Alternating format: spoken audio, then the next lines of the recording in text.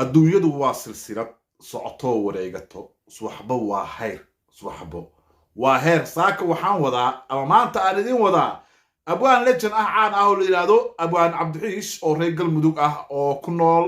degmada Gurceel oo maanta daruufaysan shalay markii uu xoog lahay oo fiicnay oo maasooyinka uu tirinayay waa loo sacbinaya laakiin maanta markii adduunyadii ka hiilisay xanuuna daalsaday dhinacna u daruufaha ay u tuureen dadkii waxaad moodaa in laga kala tagay abwaanka maanta wuxuu u baahan garab istaag ummadda Soomaaliyeed iyo reer galmudug waxaan leeyahay war abwaanka la garab istaago war shalay markuu maasooyinka guwaabada iyo amaanta ah uu tirinayo waa u sacabtumayseen maanta laakiin markii uu xanuunsaday oo dhulyaal noqday ayaa sheedaas laga eeganaya oo laga kala fagaareynaya war saasi Soomaalnimo ma aha islaamnimo ma aha abwaanka waa in la garab istaaga bal abwaanka wax yar kalmada oo yani qiiro leh uu jeedinayo bal aan wada daawan ilmaad riyaad يا أبوال عبد حيش اللي هذا عبد علي ورسمنا اللي هذا أبوال قبيا أنا وحنكسو قلبي خصوصا قرعل وحنكسو قلنا هاي بركة قرب تك هاي زكار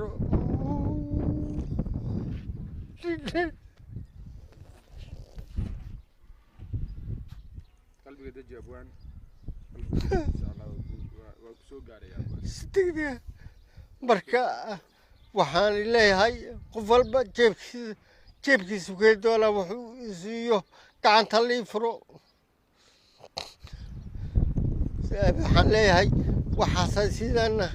سريرتنا وقول سمعتنا وشرف سبول نبدي ومال سيلكينا وترى جريدنا وشرف الله على الحمو iyo caloolyo weyna shalay markaa caafimaadka qabtay oo lixaadada aad qabtay dadka way ku sacbinayeen way ku soo dhaweynayaan abwaana ayay ku lahaayeen laakiin maanta markii qofkii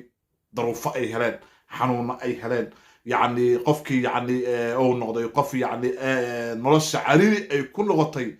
dadkii waxaad moodaa inay yani ka kala cararayaan oo aanba la aqoon oo shalay abwaankii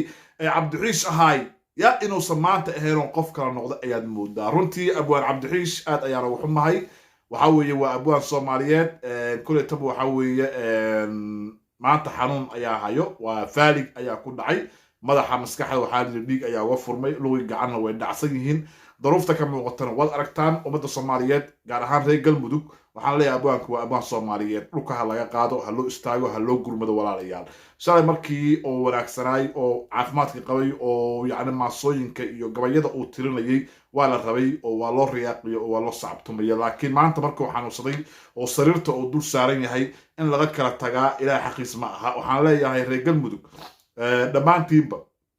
iyo ummadda Soomaaliyeed meel kasta joogaanba abwaanku waa in loo istaagaa abwaanka maanta garqasho u baahan yahay abwaanku u jeedan xaaladiisa sida ay tahay xaalkiisa waa ka wada dharagsantiin waa aragtaan maanta wuxuu u baahan yahay gar istaag in wax loo qabto ayuu u baahan yahay maanta wax kale u baahan yahay mal abwaanka runtii marka waa nasiib darro in dadkaadii adoo ku dhex jiro ummadda Soomaaliyeed abwaanna ah markii yani xanuun ku qabto ama aad yani daruufaha intay ka adkaadaan iyo waayahay waqti dhacmarka ku tuurtaan haddii maanta aad weyso dad ku caawiya ama ku garab istaagada ummadda Soomaaliyeed aad ka weysay dhibkeeda leedahay marka waxaan dhihi lahay abwaanka ha loo istaago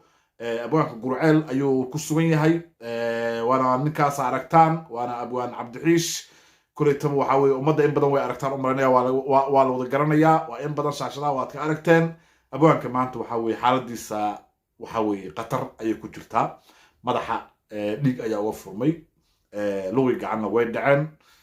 waa u jeedaan hadalkiisa xataa hadalkiisa inuu fasax ahaan oo hadalkii adag yahay oo ku culus yahay marka waxaan dhihi lahay meel walba ummadda Soomaaliyeed ay joogtaba abwaanka maanta hala garab istaago abwaan Cabdixiish maanta hala garab istaago suugaantiisii waa loo baahan yahay guwaabadiisii waa loo baahan yahay kuleetaba waxa weeye hadduu qofka dhinto waa laga sarreeyaa intuu nool yahay والحال قلب استاجو رجل عيال استاج على ياهي رجل مدو استاجو صومالي استاجا أبوك هالقلب استاجو مغال كان فضلا جازية مالكستو كشر جريا أشر جريا أبوك سي أبوك حالة ديسا